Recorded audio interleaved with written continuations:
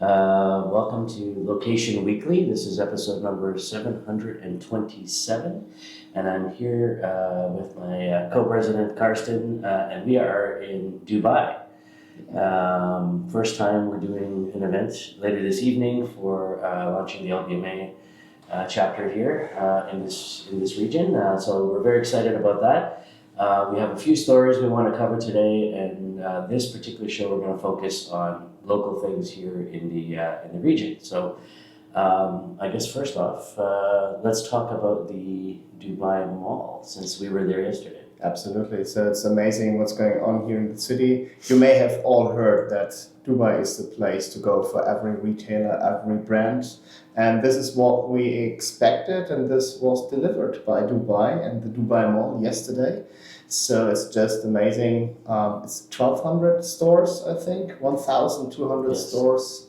And it's just like unbelievable how big that thing is. I have been there twice now, and every time it's super, impressive and also extremely entertaining. So it's not just stores, it's not just like, okay, somebody's cleaning directly after you, so you walk through the path and somebody behind you is just taking out the mop and make the not existing dirt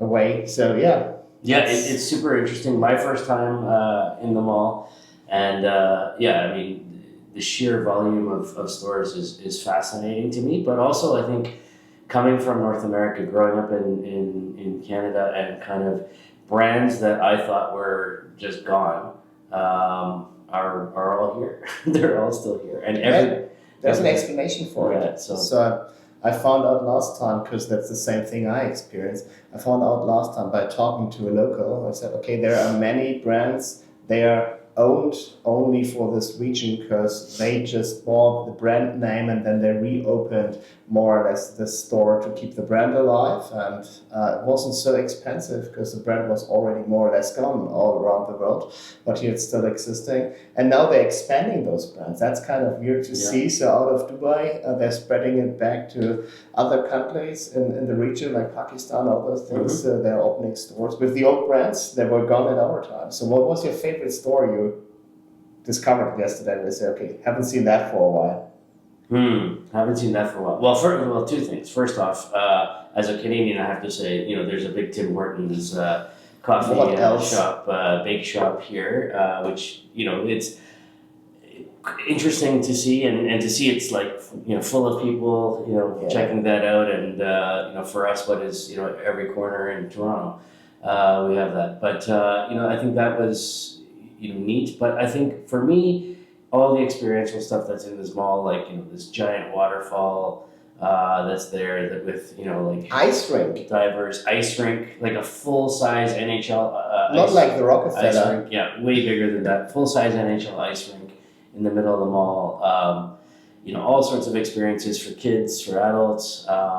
It's fascinating. So Yeah, but this is literally what you have to do. So we are here lucky now, being November, December in town. But imagine how warm it is during the summertime. So the total opposite of the past, which is kind of similar. Everything is connected, but for a different reason. It's the opposite. It's not about the cold in Canada. You have to escape.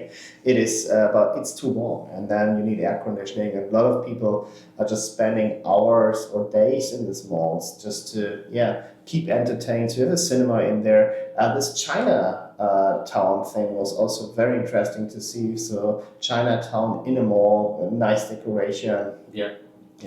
Yeah, lots of different themes throughout. So fascinating.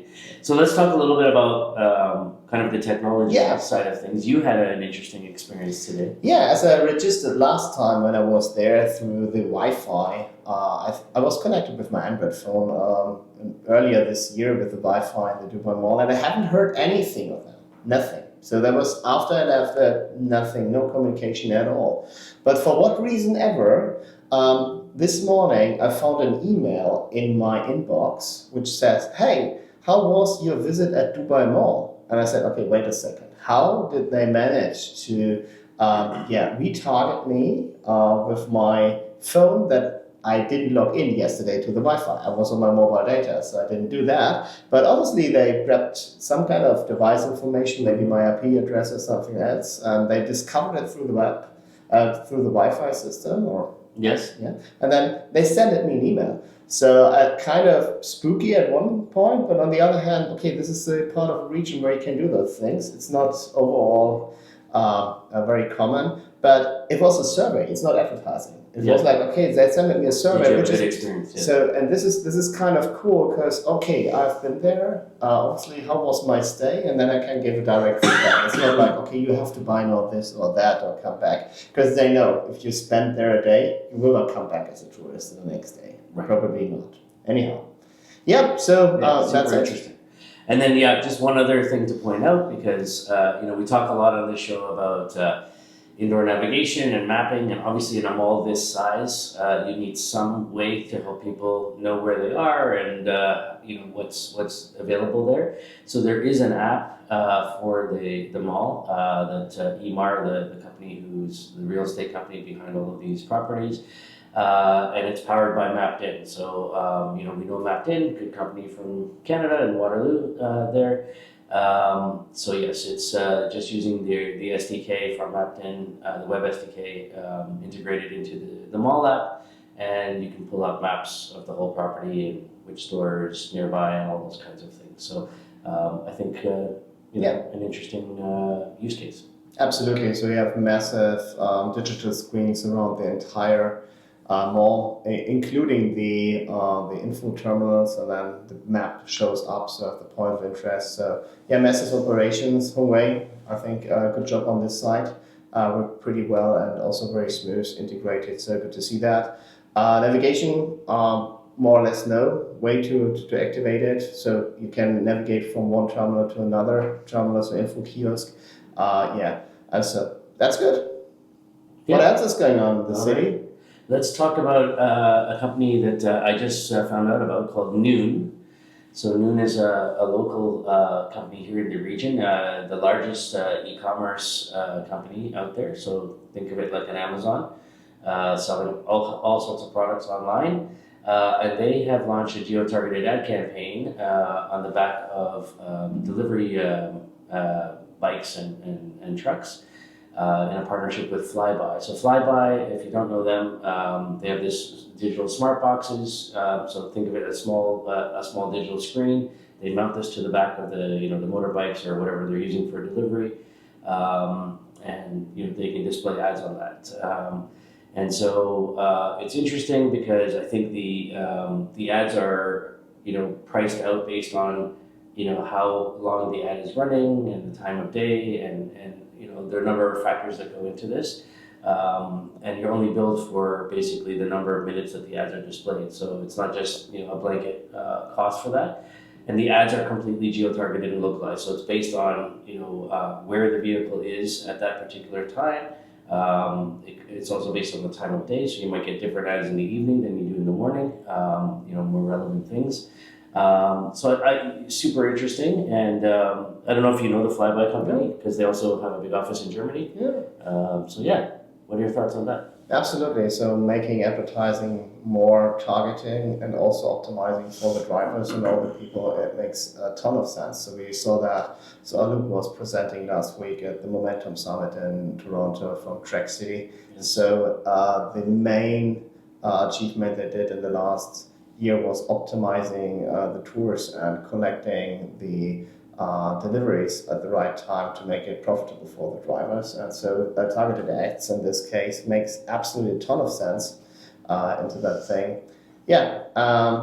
So from my side, a clear, good way to go. Yeah, it's a good way to go. And the other thing too is Flybuy has impression tracking using Bluetooth. So everybody in this business, when you're talking about advertising, whether it's retail media networks or ads on the back of a delivery bike, you need a way to measure and tell you how many people saw that or exposed to that. So they're doing that using Bluetooth impression tracking. So they detect how many devices are nearby, and then they can come up with a number basically to say, here's your potential exposure.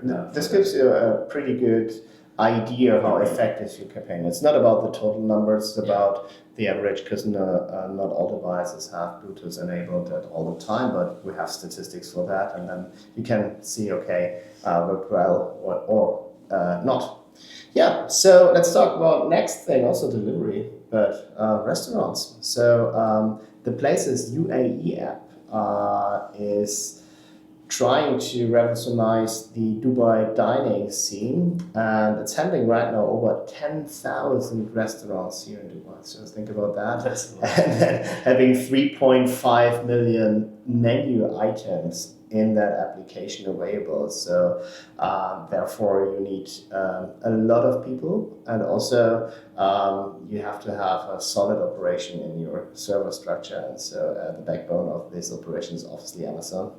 And they simplify the decisions what you want to dine and what you want to eat. And there is a lot of Arabic users here, and one of the main problems is always typing in the right thing you want to do.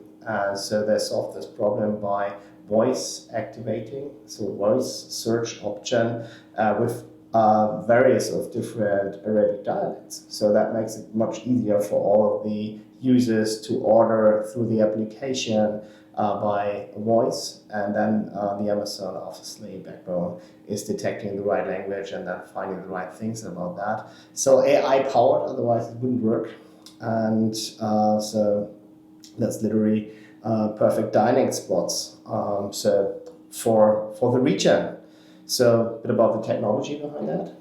Yeah, I mean, so everybody's doing something with generative AI these days, but I think the power here really is about this ability for people to speak in the voice application in their Arabic language or dialect or slang even, and then the AI is basically automatically translating that into English, because that is where the sort of source of the origin data is that it needs to search to come back with results.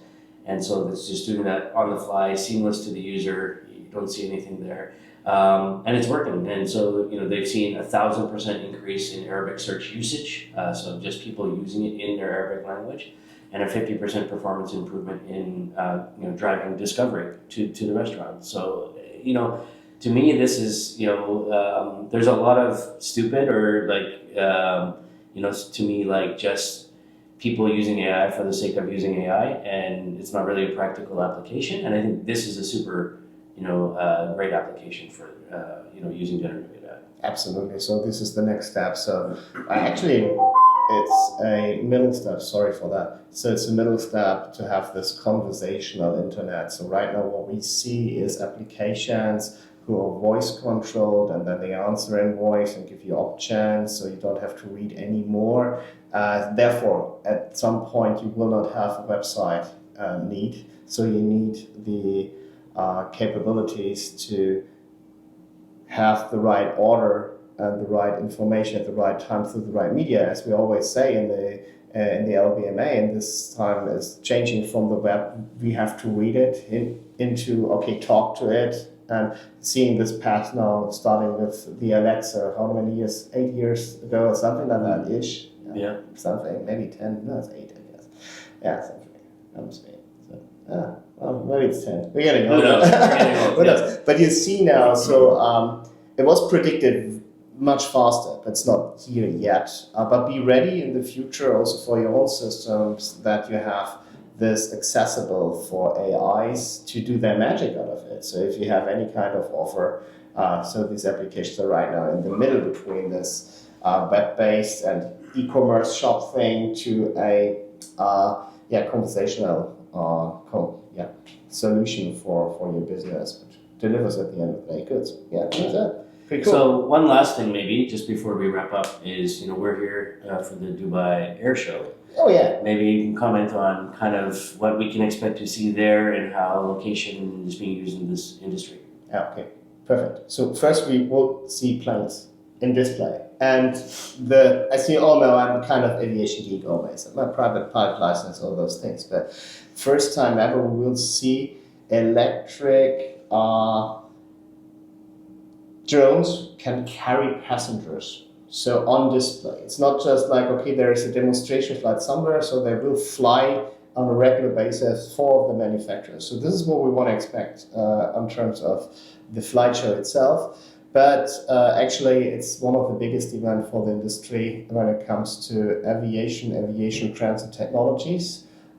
Huge sectors about planes, but also huge sectors about innovation. So there is a innovation lab called Vista. They're doing innovation challenges for space, for robotics, autonomous, and also for artificial intelligence. And this what we can expect here is to see how the aviation industry goes into these directions and see how they can make use of it. So as you all know, Middle East, there's a lot of money involved here. So lots of investors are here searching for the next step in aviation in general. So the airlines are here, the terminals are here. We self have lots of meetings on site, plans with airports and terminals, which is kind of interesting because they are all FDs. So they want to see the planes and want to have the aviation industry on the one roof. That's one side of the story. The other side is defense. So we will see a lot of things also related to defense and military options. So this is part of the game in the aviation industry. So